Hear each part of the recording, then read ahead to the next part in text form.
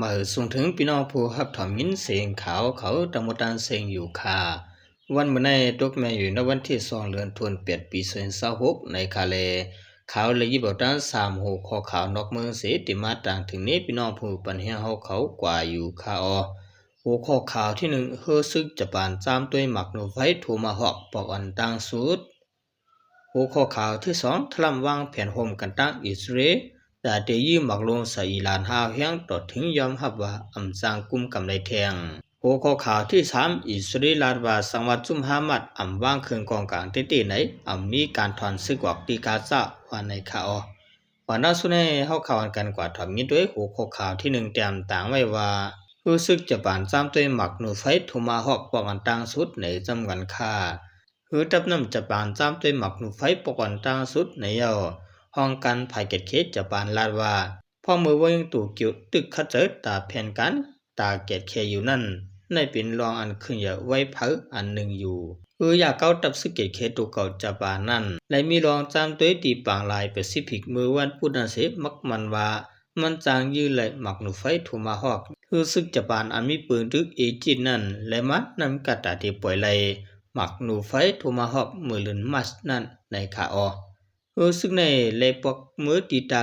สาสิปูอันมีไผ่จันวันตกนาเหลือนเสด็จปานั้นหมักนูไฟทูมาฮอกอันอเมริกันเฮ็ดออกนั้นเป็นตัวหนึ่งในนำกัดการตุ้มตอบดึกตัวอยู่หมักนูไฟจะในยื้อและยิงหมายอันกะยานเฮียง6 ปากกิโลเมตรกว่า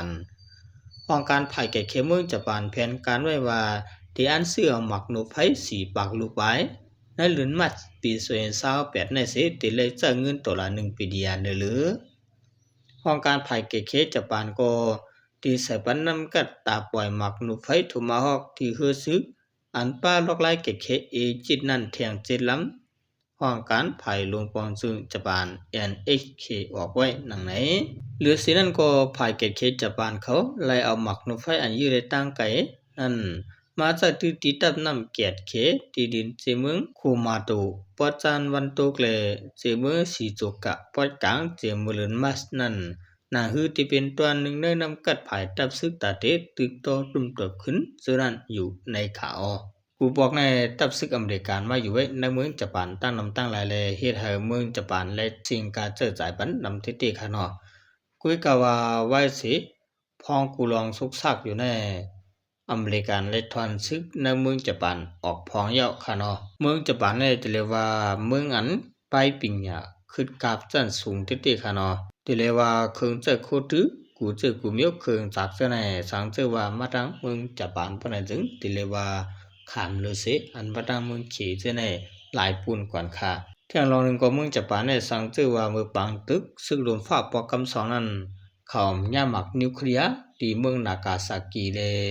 เมืองฮิโรชิมาปนันจึงเคเขาอำจางกึดบางตึกก็จางเป็นไรค่ะเนาะ10 สิงหาคมข่าววันการกว่าถามด้วยหัวข้อข่าวที่2เต็มต่างไว้ว่าทรัมป์วางแผนร่วมกันต่างอิสราเอลตาเตยีมักลงใส่อิหร่านหาวเฮียงต่อถึงย้ำว่าอำจางกุมไรแทงในจอมกันค่าจอมมองซึ่งอเมริกันตัวในทรัมป์แผนการตาเตยีมักและฮิตกุไลต่างร่วมกันต่างอิสราเอลข่าวต่างหลายวันตาเตเตียให้อิหร่านยอมรับว่าอำสืบกุมกำไรแทงย้อนว่าอิหร่านนั้นย่ำขึ้นหรือพื้นปางอุโมการเมืองไหนภูมิปุนพอดอเมริกันก็หนึ่งลาติสีข่าวเขากว่าหนังไหน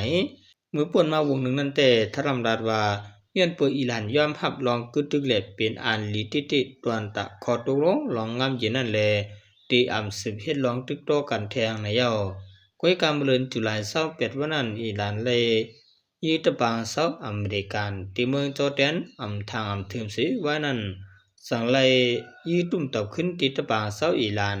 อันส่งออกน้ำมันเหม็นที่วิ่งจีชามแลตีตังตับซึกหลายๆตีตังน้ำเมื่อเดือนจุลาย29วันนั้นขึ้นอยู่อเมริกันให้กังไลลองอิหร่านตึกโตตังหมดสิตาย้อนอเมริกันตุ่มตบขึ้นเลยคนเมืองอิหร่านเลยลูกตายกว่าที่สุด3ก็ปาลุกวันก็หนึ่งอิหร่านในเขาตื่นว่าเขาอุกันลองงามเย็นอยู่สิตาตันเฮ็ดจอมขอความมันเสปอกแลวนตาเตสานคัดในทรัมลาดเมื่อวันที่31เดือนตุลาลาดว่าติตึกโตต่อถึงอิหร่านยอมกันแลใครลองอุบโอกันนั่นอยู่ในเย้าในขอหลอกเงินอันหายังหรือเปิ้นนั้นทรัมลาดว่า เฮาค่าเตยื้อเขาเฮายังต่อถึงเขาปยามภาพว่าเฮาอำตึกโตตุ้มตอบแล้วสังว่าเขาตึกสารคัดอยู่ก็เขาตีหาลายกว่าอยู่ไหนสื่อข่าวอันนึงเตรียมตามไว้ว่าทรัมป์ได้ขึ้นโฮมจอมตังอิสราเอลเสตีปุดบางตึกเลตีปล่อยมักซาอิหร่านหาวเฮียงทับกันหลายวันเสตีเฮ็ดกุไลตังตัดดียาลูอิหร่านตังหมดไว้เสทรัมป์ดาว่าตีกึดยึดลองตึกโตอิหร่านเยอะในนั้นอิสราเอลเขาอำไลเข้าโฮมตึกยึดอิหร่านเสตากวยกามือเหลียวในมีข่าวออกมาว่าอิสราเอลเขาหางเฮียนตัดดีขึ้นเข้าปาเนื้อปังตึกนั้นเยอะว่าในข่าวเมืองอิสราเอลเนี่ยก็เตเลว่าเมืองเรียกไว้ค่ะเนาะกวยกว่าป้ายปิญญาเขาเลยผู้มากวนมีเจ้าคือจูในมันนำเตค่ะเนาะในเมืองอเมริกานั้นประมาทสางด้วยปนถึงผู้มากวนมีเจ้าคือจูนั้นนำเตเรียกว่าเป็นเจ้าคือจูกำนำพ้องมืออิสราเอลเปลี่ยนปางทุกต่างเมืองอยู่ฉะนั้นเหมือนซึ่งหนังคนมากคนมีฉะนั้นก็เขาอำปล่อยเป็ดเมืองเขาค่ะเนาะเขาได้ขึ้นปิ่นไปกว่าจอยแถมเมืองเขาจึงนั้นอยู่ในข่าวเย่าก็เขาในก็หมอหักกันหมอจอยแถมกันเตะค่ะข่าวออกมาแทงว่าอิหร่านและยื้อเสตปางเซาอเมริกันได้ถึงที่คือมินตึกอเมริกันรู้แล้วจึงในก็มีในข่าวสิบสิเนเขาข่าววันกันกว่าฮับถอมยินด้วยหัวข้อข่าวที่3เต็มต่างไว้ว่าอิสราเอลลาดว่าสังวัตซุมฮัมมัดว่างเครื่องกองกลางที่ไหนมีการถอนศึกออกตีกาซะในจอมกันคาผู้มีจันอิสราเอลก็หนึ่งลาดว่าสังวัตซุมยิบกองกลางฮัมมัดป่าเลสไตล์เขาปวดเป็ดกองกลางที่ว่าในจึงตับศึกอิสราเอลเขาตีถอนออกตีกาซะในย่อภายหนึ่งตั้งหนึ่งก็จุมฮัมมัดเตลาดว่าสังวัตอิสราเอลคิดยึดลองพิดมอกันกูลองเลยถอนออกตับศึกตีกาซะในจึงจังเตรียมมาปันเครื่องกองกลางเขาว่าไหนข้อความฉะนั้นก็ออกมาว่าเสียจอมจึงอเมริกันตอนนี้ทรัมป์ดาว่าเลยขอตกลงกันไว้ตั้งจุ่มกอมติลองเงิมเย็นอันมันตั้งไว้นั้นตาบตีปวดเป็ดกองกลางจุ่มหามาเลยจุ่มยิบกองกลางต่างจุ่มอันมีตีกาจันเต็มทวนอยู่ในย่อทรัมป์ดาว่าอิสราเอลเลยจะจอมขอตกลงอันต่างรัฐมานั้นเตเสียควงว่าเป็นขั้นตอนอันลำลองตามเมืองปรวันออกกลางในย่อเวกาขุนพ่อหลวงผ่าห่มลมเชื้อสัตว์อิสราเอลอันเป็นภัยขวาสุดก็อันเป็นอิตามินปากันกิยานั่นแต่ย้ำหับขามขอตกลงอันไรเขียนเตรียมนั้นว่ามีตั้งตัดที่ย้ำหับไรเป็นปรอนตนหนึ่งในแผนการกึตึกกาซาอันอเมริกันเป็นกลางวันสีเฮสางตัดที่กึดยึดบางตึกที่กาซาถึงขั้นตอนที่2นั่นแผนการซาโคอันปืนเผาไว้มือเรือนเสดียมป่าป่วนมานั้นป้าไว้ว่าเด็กขอดพอดจุ่มกว่ามันตีลองงำยินตัดที่กุ้มกำลองเฮ็ดสร้างพอตกลงเลยลองตียาไปเครื่องกองกลางจุ่มหามัดเลยลองตีถอนออกตับซึกอิสราเอลที่กาซานั้นอยู่ทรัมป์ได้ลาดว่าจุ่มหามัดเขาตีมาปันเครื่องกองกลางเขาตีจุ่มงำยินยกว่า10 ล้านเทียมว่ามันเลยขอตกลงกับทางอิสราเอลเสตาเกี่ยวกับโดยลองในคุณพ่อหลวงอิสราเอลปิจามินเนทันยาฮูแต่ไปมีข้อความสั่งออกมาลาดในยาวผู้นำหน้าหลวง UN แอนโตนิโอ โกเตริสลาดว่าขอตกลงอันต่างรัฐมานั้นเป็นข่าวลี้ในข่าวดังหลายวันป่วนมาในอันเหลวกุยคุณพ่อหลวงเมืองอังกฤษลาดว่าเตไลไว้น้ำหนักเหนือรองเฮ็ดสร้างแผนการงำเย็นสาวขอต่างหมดว่าเจิมรองถอนออกตับซึกอิสราเอลที่กาซาและลองนับย้ำลองกึดตึกกูพายให้เตรียมทวนดีงามในข่าวมือตีมันได้ก็จุ่มหามาดเขาเอาหมักนูไฟหาเฮงลูกเปิดเสอเมืองอิสราเอลพองมืออิสราเอลตึกลืมตัวไว้นะคะเนาะ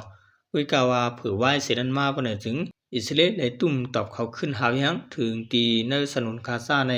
โปลูเหลียวยกย่อยกว่าตั้งเสียงตั้งหมดค่ะเนาะยาก็เฮ็ดให้บางตึกนั้นล่ามกว่าถึงจุ่มฮิสบุลลและอิหร่านจะไหนค่ะเนาะที่เรียกว่าอิสราเอลนั้นมันเป็นเมืองเลือกๆสิตาสังเจอว่าเปือนตุ้มตื้อมันปนถึงมันถึงครบปล่อยขนาดสังเจอว่ามันไปถึงตีอันมันขับเปลี่ยนนั้นในค่ะเฮาขาถูกดีด้วยเอาเปลี่ยนตอนสอนที่ค่ะเนาะเมื่อนังเมืองยูเครนและเมืองอิสราเอลในเฮาขาหลีเล็บเห็นจอมตัวน้ำค่ะเนาะย้อนสังแลเขาเป็นเมืองเรียกไว้เฮ็ดสังแลเขากูเปิ้นเฮ็ดสังแลเปิ้นก็ตึกเขาเป้เลยเสียมเส้นในค่ะเนาะยาก็เป็นสังแลเมืองมหาอำนาจหมายหนึ่งเหมือนจังหนังอเมริกานั้นยังไรขอบกุมไว้เมืองอิสราเอลอยู่มันเป็นย้อนสังในเจอในค่ะเนาะ หรือสุดมาขอบใจนำถึงพี่น้องเขาเจอเป็นผู้เตรียมข่าวแลผู้ทอมข่าวเขาตามหมดตาเสียงอยู่ค่ะอ๋อบางสูงตาเสียงค่ะ